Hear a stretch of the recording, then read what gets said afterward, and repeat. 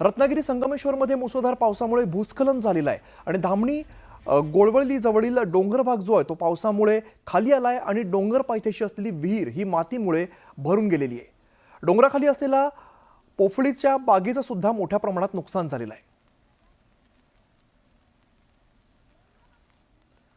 रत्नागिरी संगमेश्वरमध्ये मुसळधार पावसामुळे भूस्खलन झाल्याची माहिती समोर येते। आमचे प्रतिनिधी सचिन सावंत अधिकची माहिती देत आहेत। सचिन, आपण बघतोय मुसळधार पाऊस खरं तर सुरू आणि आता भूस्खलन सुद्धा झालेलं आहे। सध्याची काय परिस्थिती आहे? नक्कीच गेल्या काही दिवसापासून जो रत्नागिरी जिल्ह्यामध्ये पाऊस बरसतोय त्याने अक्षरशः रत्नागिरी जिल्ह्याला झोडपून काढलेला आहे।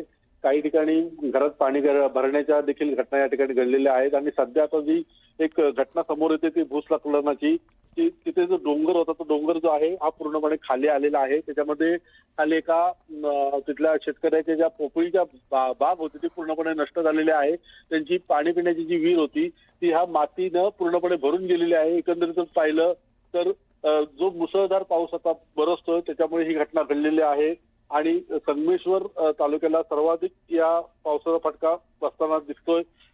धामणी इथली ही घटना असून की डोंगराचा जो भाग आहे तो पूर्णपणे त्या शेतकऱ्याच्या बागेमध्ये पडलेला आहे। आता सध्या तिथं कोणती जीवितहानी जरी झालेली नसली तरी पुढे जर पाऊस सातत्याने असाच राहिला तर मोठी घटना घडू शकते असं तिथलं एकंदरीत वातावरण आता पाहायला मिळतंय। अमित, निश्चित धन्यवाद या सगळ्या सविस्तर माहितीसाठी।